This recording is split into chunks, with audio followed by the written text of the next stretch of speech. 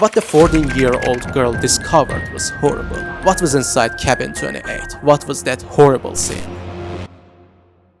Hey guys, what's going on? Welcome to my Jaw Dropped episode 9, it's Colonomy. I love mysteries and dark twisted real events. So today I found 5 twisted events. There is no explanation for them. Number 1, a taxi driver went to the creepy forest and never came back. But his friends, instead of him, found so strange thing. Number 2 is about Sharp family, the Keddy cabin murders. Number 3 is about Jessica Chamber, the poor girl, was poured gasoline down her throat and then was burned.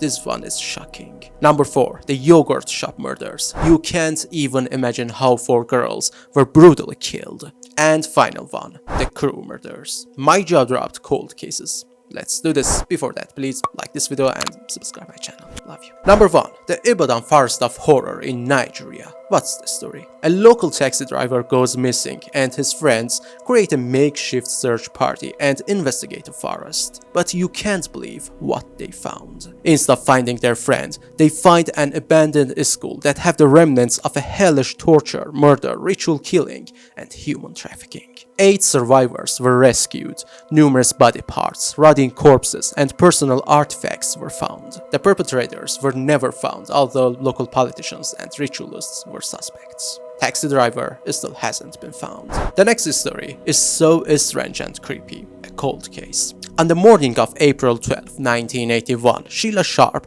returned to her home in the Keddy Resorts in California from the next door neighbor's house. What the 14-year-old girl discovered was horrible. What was inside cabin 28? What was that horrible scene? The brutal part is making me sad. She found the bodies of her mother, Glenna Sue Sharp, her teenage brother John, and his high school friend, Dana Wingate. Who had killed them? She saw them had been bound by medical and electrical tape and had either been viciously stabbed and strangled. But Sheila's sister, 12-year-old Tina Sharp, wasn't there. She was nowhere to be found. This isn't the end, and this story has a strangest part. In an adjoining bedroom, the 2 youngest Sharp boys, Ricky and Greg, as well as their friend and neighbor Justin Smart, were found unharmed and they didn't notice anything. The killer hasn't been found yet. The next case is about Jessica Chamber. It hurts to even say what happened to her. This one in this list, I suppose, is the worst one.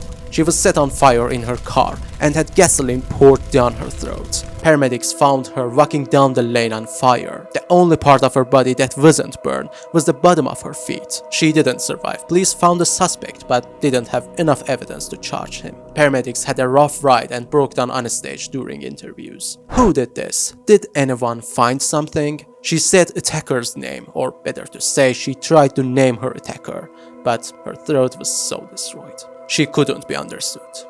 Too sad. This story has a dark part and no one knows who did this with Jessica Chamber. Next case is about the yogurt shop murders. What happened there? 4 teenage girls were brutally murdered in an I can't believe it's yogurt shop in Austin, Texas. The story starts on December 6, 1991. When Eliza Thomas, Sarah, and Jennifer Harbison and Amy Iris were tied up and shot. The yogurt shop was then set on fire. There were eventually arrests and even convictions, but those convictions were overturned and leaving the case unsolved today. The 4 girls had been gagged, tied up with their own clothing, and shot in the head. Investigators would learn at least one of the victims had been sexually assaulted. The yogurt shop had also been set on fire, destroying potential evidence. Everything inside the store had been shared. No one knows who killed the girls. They killed brutally and burned the bodies.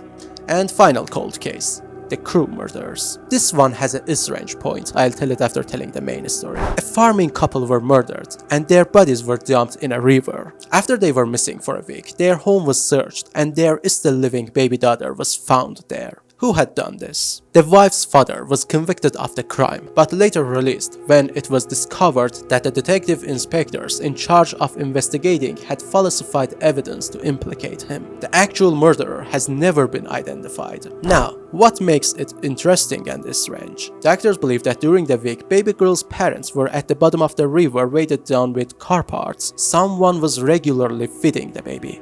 Who was he or she? The grandfather? The spirit of parents? Who knows? Thanks for watching. Please like this video and for more My Jaw Dropped, please subscribe my channel. It's Colonomy.